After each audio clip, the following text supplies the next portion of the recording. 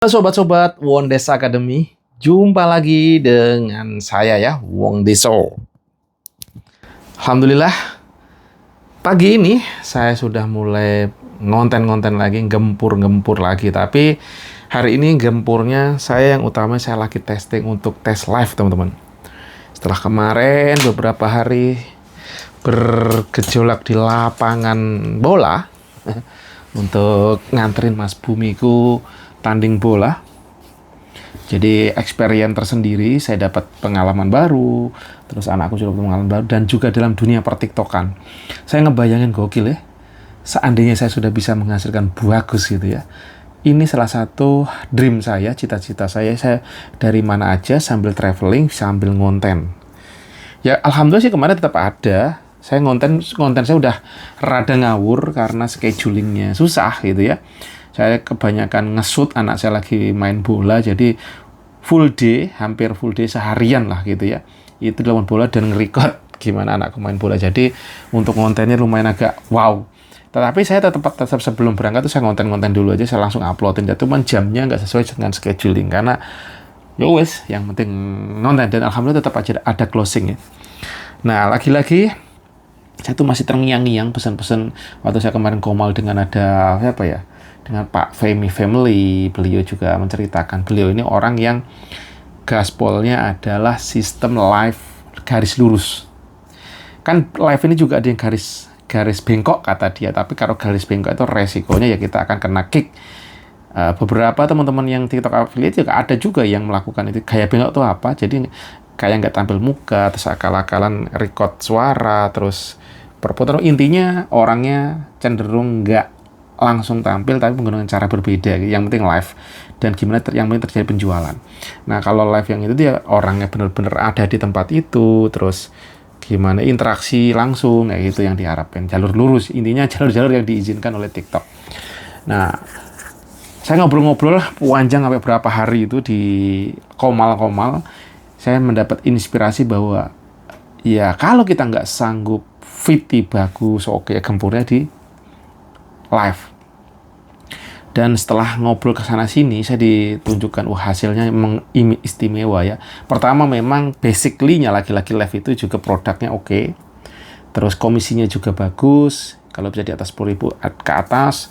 Terus juga sekarang udah mulai ada yang namanya GMV Max. Jadi kalau dicek itu di waktu ada harga atau komisinya itu ada tulisannya berbagai macam sumber gitu. Jadi itu sumbernya tuh bukan cuma dari itu aja, tapi dari ada GMV Max segala macam, itulah istilahnya. Nanti silahkan dicek langsung aja ya produk-produk.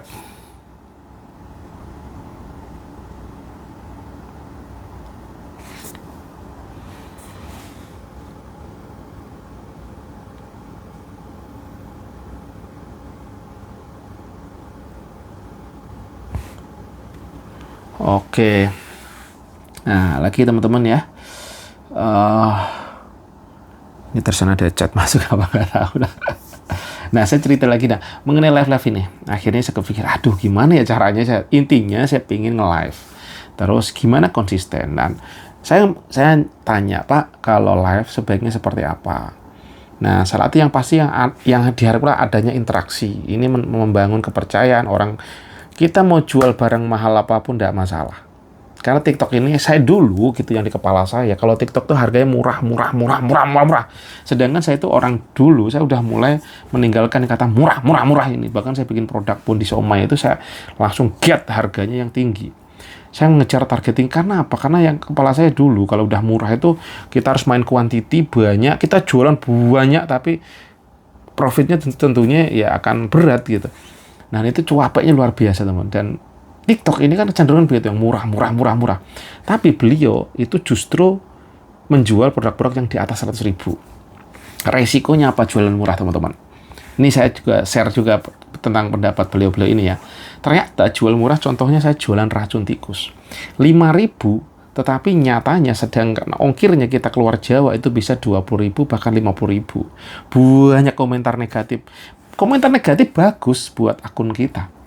Karena terjadi interaksi naik, resiko FYP, resiko penjualan juga bagus. Tetapi kalau kita kita masih mental cemen gitu ya, baca komentar negatif, berbesmili teman. berbes milih. Pokoknya kalau baca-baca komentar negatif, kalau kita benar-benar belum kuat iman, hati-hati. Mental kena, teman-teman. Aku awal-awal anjrit, ini apa ya? Asoy gitu.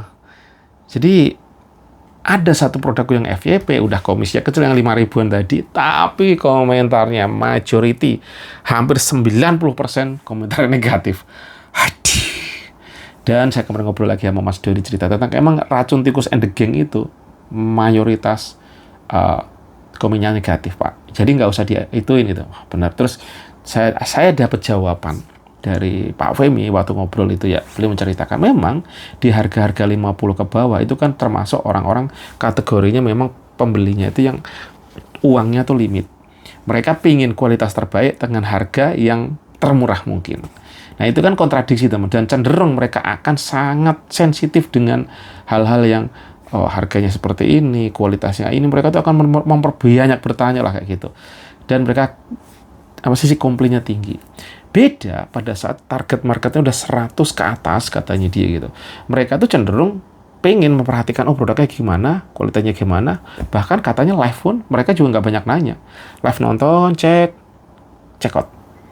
Nggak banyak nanya. Justru kalau mereka melihat harga murah, mundur. Kenapa? Mereka di kacamatanya orang-orang yang memang di angka ini, bahkan sampai 300 plus gitu ya, mereka tuh quality teman-teman. Nah, ternyata audiens di situ juga ada. Nah, saya baru bener juga nih. Makanya saya kepikir lagi nih, saya pengen bikin akun satu lagi yang memang price-nya di atas 100 plus. Harganya 100 plus, tujuannya pertama itu, kedua memang untuk bisa mendapatkan komisi lebih bagus. Ketika nanti kalau misalkan udah bagus, udah running, juga bisa bermain-main iklan.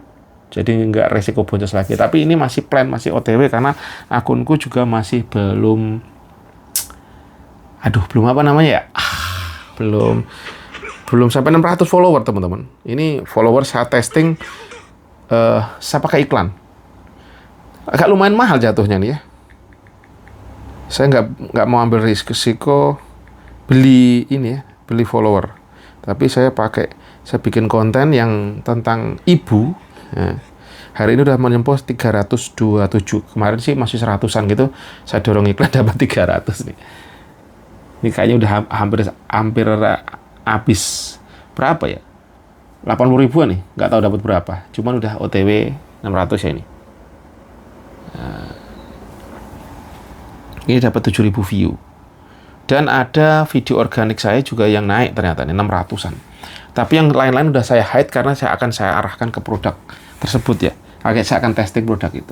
Dan itu nanti akan cenderung saya dorongnya ke, mungkin konten tetap konten, tapi lebih banyak saya akan ada live-nya di situ. Saya testing teman-teman. Jadi lagi-lagi ke depan arahnya itu sepertinya ya memang banyakkan live teman-teman ya. Seperti ya di Cina sana kan udah begitu. Nah kita mau nggak mau ya karena kiblatnya areanya sana ya pasti arahnya kecenderungan manusia nanti akan ke depan ya gitu, interaktif dan live. Jadi seakan-akan yang offline, toko offline itu benar-benar dipindahkan ke sini, kita ngobrol langsung tapi by live. Dan itu aku dulu pernah ngebayangin, seandainya di kampung saya jualan singkong, jualan macam-macam langsung live begitu, itu yang saya bayangkan dulu. Dan saya dulu ngebayangin, aduh susah banget karena apa ngandelin misalkan WA, kita teleponan WA terus kayak gitu kan repot. Tapi sekarang sudah ada sistem kayak TikTok yang langsung live, langsung jualan, langsung ke produknya. Misalkan jualan di kampung itu ngebabat birokrasi yang tadinya harganya anjlok itu bisa langsung keset. Misalkan dia tautan 10.000 nyampe customer 10.000 itu bisa jadi ya kan. Nah memotong ini harga ini jadi lebih murah, customer dapat lebih murah, ininya juga lebih si petani atau apa si penjual misalkan contohnya itu juga profitnya bagus. Nah itu dulu kebayang gimana ya, akhirnya ternyata sudah mulai ada yang kayak gini ya, TikTok seperti ini teman-teman. Nah itu cerita saya pagi ini teman-teman, dan saya pagi ini teman-teman saya ngetes live di akunku utama. Tadi sengaja saya tes dari jam 5-an kurang lebih tadi, selama 5 jam 0 penjualan. Memang saya interaktif di sini nggak, ya kadang hello saya ngeletak aja udah, ya saya ngobrol kalau lagi ada orang saya konten, tapi kalau nggak ada saya jadi diem aja terus saya nontonnya, tapi tetap jalan gitu. Dan 5 jam 0 penjualan. Akankah kuat mental teman-teman? Saya tadi ada masukan ke siapa tadi, Mas Bro siapa, suruh coba sudah dapat cut apalah, pesona cut atau apa gitu. Tapi HP saya mungkin HP yang lama, HP yang ini yang buat live ya, saya shoutin nggak bisa. Wah ya wes lah. Intinya apa? Jadi saya diingetin, kita boleh hire admin, hire itu, tapi kita sendiri pun harus tahu gimana caranya mendatangkan customer yang banyak, penonton yang banyak, menjadikan interaktivitas, dan sampai terjadi penjualan. Itu gimana kalau kita nggak ngalamin sendiri, saat kita nanti punya admin, punya co-host, ya bisa nggak gerak, bahkan kita akan rugi. Karena kalkulasinya kita harus menggaji orang. Nah, itu teman-teman. Jadi ya kita harus testing dulu, paham dulu itu yang dimaksudkan. Karena beliau sudah nyontohin saya, Pak, saya udah ngasih ajaran ke emak-emak. Saya kasih petunjuk, kamu lakukan ini. Dan saya lihat video studio sangat simple banget. Jadi cuman kayak gini, dikasih rak, orangnya belakang layar suruh ngoceh gitu, ngejualin itu. Dan dalam sebulan mendapatkan profit 18-20 juta. Dalamnya, Dan kok bisa? Brutal live yang panjang teman-teman. Minimal kalau bisa sehari 6 jam, mau terus atau setiap sesi 90 menit diatur. Itu. Nah, lagi-lagi membuka mindset saya, pola pikir, gila, ternyata konten aja tidak cukup teman-teman. Kalau teman-teman mau lebih gendeng lagi, coba itu. Dan pertama-tama memang ya kayak saya terjadi tuh. 5 jam 0 penjualan. Ya walaupun saya kemarin sempat live beberapa kali gitu ya, ada tiba-tiba saya baru mulai langsung ada closing. Tapi today karena ada yang udah gak live kemarin, hari ini saya testing, benar-benar saya live, saya losin 5 jam 0 penjualan. Nah, mental kuatnya bisa nggak? Nah, ini teman-teman ya. Lagi-lagi kita mau kuat nggak? Dan nggak ada kata mundur. Jangan sampai, nggak ada hasil TikTok. Nggak ada hasil, problemnya di mana? Kalau saya hadapin, ternyata memang kemarin saya dapat masukan lagi, ada teman tiba-tiba ngobrol chatting, beliau sudah membuktikan berhasil, dan coba analisis beberapa, ini loh yang dilakukan, terutama perbaiki hook-nya. Hook seperti apa, coba testing. Dan temukan di akun kita masing-masing berbeda-beda teman-teman ya, audiens kayak apa. Nanti jangan menyerah. Apapun yang terjadi, gaskan. Kesempatan ada, jangan sepelekan uang sekecil apapun. Komisi seberapapun, itu bisa jadi nggulungnya cepat. Bisa jadi itu nanti bisa melompat. Orang-orang yang sukses di atas sana gitu ya, pasti memulai juga dari kecil-kecil kok. Nggak ada yang itu. Jadi dari live yang mungkin susah, bisa jadi seperti live-nya Mas Baimong, Kocun, dan DLL Mami siapa lagi itu. Mereka yang luar biasa sekali live sampai gimana gitu ya. Itu udah, tapi udah mereka untuk menuju ke sana pasti akan melewati proses-proses seperti kita yang gagal dan salah teman-teman. Nah, jadi nikmatin aja perjalanannya, mau 5 jam, 10 jam, kalau mau gas. Kalau nggak mampu ya minimal 90 menit. Kalau nggak mampu lagi ya semampunya gitu. Teman-teman ya, jadi nggak ada hal yang rugi, itu proses kita masing-masing. Proses kita menuju keberhasilan itu beda-beda teman-teman. Kita mau menuju jalan ke sini, beberapa dari kita beda, ada yang lurus, ada yang belok, ada yang muter, ada yang lewat sana, ada yang naik dulu, ada yang terjun payung, ada yang lompat. Nah itu teman-teman, jadi proses kita itu berbeda-beda orang ke orang. Nggak perlu lama, baru bisa itu melesat, lama bisa mandek, bisa stuck, bahkan menyerah. Jadi kembali lagi ke kita teman-teman, kita semangat terus, gaskan. Dan alhamdulillah satu sisi saya tadi live 0, tapi satu sisi akun saya di jeda-jeda live saya bikin konten keluar gitu. Saya upload langsung ada closing, jeprot. Saya bilang, kok bisa nih? Produknya itu yang saya biasanya berpikir ini susah ngejual produk ini. Tapi tiba-tiba saya cek, saya upload nggak dalam hitungan menit, langsung ada cekot 2. Jadi dari live-nya 0, tapi dari sisi lain dimasukkan. Itulah cara bermainnya Tuhan. Rezeki dari Allah. Jadi kita nggak tahu, yang tugas kita adalah ikhtiar, maksimalin, gaskan, polkan, hasil pasrah lillah. Istighfarin, sholawatin, pokoknya hasil bukan kita yang nentuin, Tuhan. Tapi tugas kita habis-habisan ikhtiar dengan cara yang baik. Habis-habisan bukan stres loh ya. Habisan kita pasrah, tapi tetap bergerak, mencari, mencoba. Lagi-lagi itu kan positif.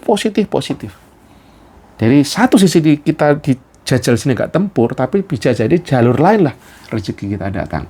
Dan itu teman-teman yang coba saya angkat dari kepala saya sharekan. Siapa tahu ada manfaatnya, silakan diambil. Kalau yang buruknya buang aja ke laut. Dan teman-teman silakan langsung di like, komen, subscribe, dan disebarkan kalau ada kebermanfaatan. Dan silahkan dikasih komentar, masukkan apa yang saya bicarakan. Belum tentu semua kebenaran ya. Kalau ada yang nggak tepat, silahkan dikasih komentar ya, supaya kita sama-sama bertumbuh, sama-sama sukses di TikTok affiliate pemula ini ya teman-teman. Dan semoga kita sama-sama sukses berjamaah. Assalamualaikum warahmatullahi wabarakatuh.